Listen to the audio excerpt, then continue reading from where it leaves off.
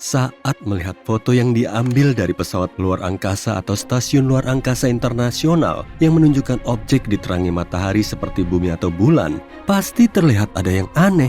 Luar angkasa terlihat terlalu kosong. Tidak ada pemandangan indah dari langit malam yang penuh bintang. Pasti membosankan menatap bintang di luar angkasa karena langitnya selalu gelap.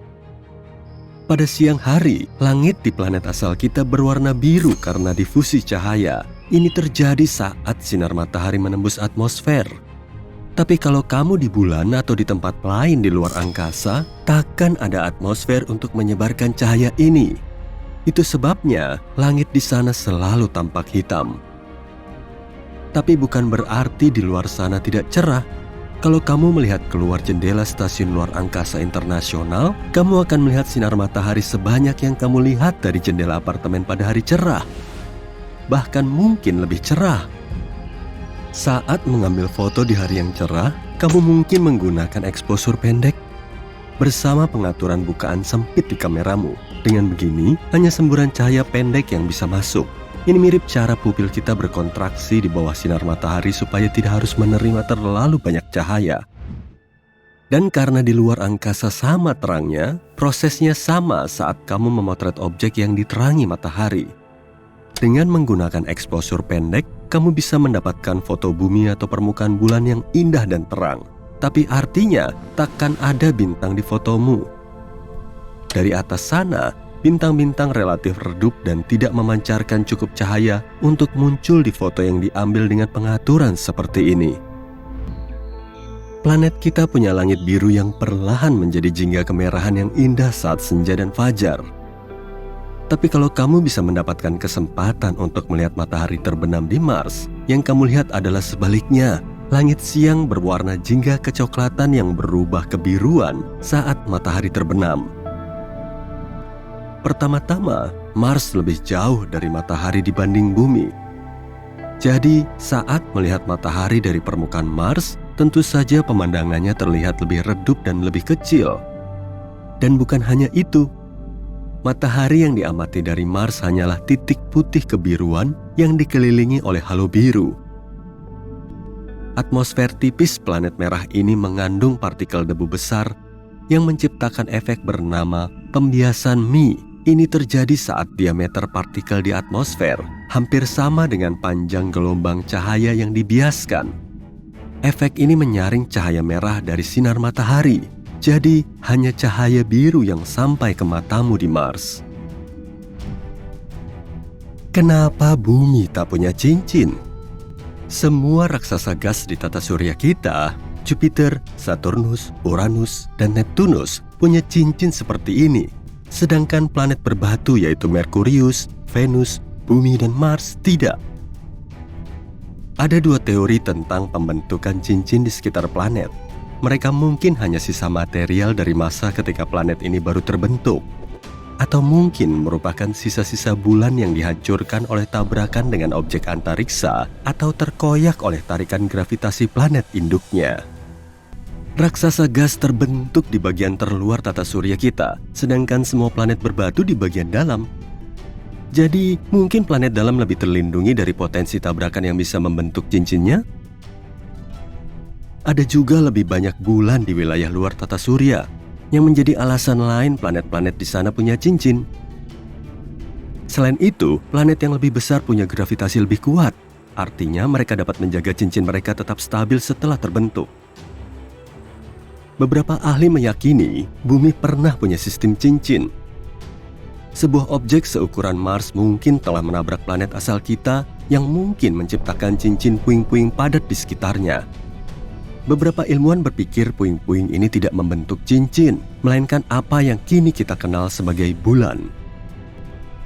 Mungkin ada planet raksasa yang bersembunyi di tepi tata surya, jauh di luar Neptunus. Para ilmuwan menyebut dunia hipotetis misterius ini sebagai planet 9.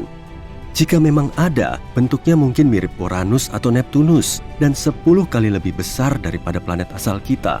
Ini kemungkinan akan mengelilingi matahari, tapi di bagian terluar tata surya, sekitar 20 kali lebih jauh dari Neptunus. Teori menarik lainnya mengatakan bahwa planet 9 sebenarnya bisa menjadi lubang hitam seukuran limau gedang yang melengkungkan ruang dengan cara sama seperti planet besar. Meski kita pernah mengira zat ini langka di luar angkasa, air sebenarnya ada di seluruh tata surya kita. Misalnya, kamu bisa menemukan di asteroid dan komet. Air juga ada di kawah bulan dan Merkurius. Kami belum tahu apakah ada cukup air untuk mendukung koloni manusia jika kita memutuskan pindah ke sana. Tapi kumpulan air seperti ini pasti ada di sana. Mars juga punya air di kutubnya. Sebagian besar tersembunyi di lapisan es dan mungkin di bawah permukaan planet yang berdebu. Europa, bulan Jupiter, juga punya air. Ini kandidat paling mungkin untuk menampung kehidupan di luar bumi. Mungkin ada lautan air cair di bawah permukaannya yang beku. Europa mungkin mengandung air 2 kali lebih banyak dari gabungan semua lautan di bumi. Neptunus ternyata hangat. Meski jaraknya 30 kali lebih jauh dari matahari dibanding planet kita dan menerima lebih sedikit sinar matahari, Neptunus memancarkan lebih banyak panas daripada yang didapatnya. Neptunus juga punya aktivitas jauh lebih banyak di atmosfernya, terutama jika kamu membandingkannya dengan tetangganya, Uranus. Kedua planet ini memancarkan jumlah panas yang sama, meski Uranus jauh lebih dekat ke matahari dan tak ada yang tahu penyebabnya. Neptunus punya angin kencang yang mencapai kecepatan 2.400 km per jam. Bisakah mereka menghasilkan panas ini? Atau mungkin karena inti planet atau gaya gravitasinya? Ada lubang hitam besar yang meluncur di luar angkasa dengan kecepatan 8 juta km per jam. Para ilmuwan menemukannya menggunakan teleskop luar angkasa Hubble. Mereka meyakini beratnya setara 1 miliar matahari. Itu seharusnya berada di pusat galaksi rumahnya, tapi sejumlah gaya gravitasi mendorongnya. Pada satu titik, lubang hitam ini melepaskan diri dari galaksinya dan terus menjelajahi alam semesta. Untungnya, itu masih 8 miliar tahun lagi. Badai surya sangat kuat sehingga bisa membuat kita dalam kegelapan total. Pada Juli 2012, badai surya terkuat selama lebih dari 150 tahun meleset dengan tipis dari bumi. Ejeksi massa koronal atau CME adalah gelembung besar gas terionisasi. Mereka merobek orbit kita saat itu. Jika mereka telah menangkap planet kita di garis bidik, kita akan benar-benar berada di garis tembak. Kita akan menghadapi materi matahari yang meluncur ke bumi, merusak komputer, dan menyebabkan pemadaman listrik yang akan berlangsung berbulan-bulan. Badai surya yang mengejutkan menghantam kita pada 25 Juni 2022. Seorang fotografer berhasil menangkap aurora terang menakjubkan yang melintas di langit fajar di Calgary, Kanada, yang berlangsung selama 5 menit. Ini disebabkan oleh badai. Bintang vampir benar-benar ada loh. Mereka bagian dari bintang biner dan mengisap kehidupan dari bintang lain dalam sistemnya. Mereka melakukannya agar tetap menyala lebih lama. Bintang tersebut bekerja seperti ini. Bintang lebih kecil dengan massa lebih rendah mencuri bahan bakar hidrogen saudaranya untuk meningkatkan massanya sendiri. Bintang vampir ini makin panas, warnanya menjadi biru mencolok. Dengan begini, dia terlihat jauh lebih muda.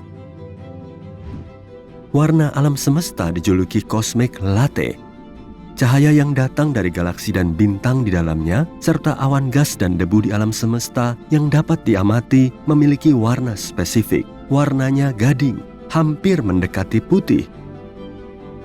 Alam semesta berwarna krem karena cuma sedikit area yang menghasilkan cahaya hijau, kuning, dan merah daripada yang memancarkan warna biru.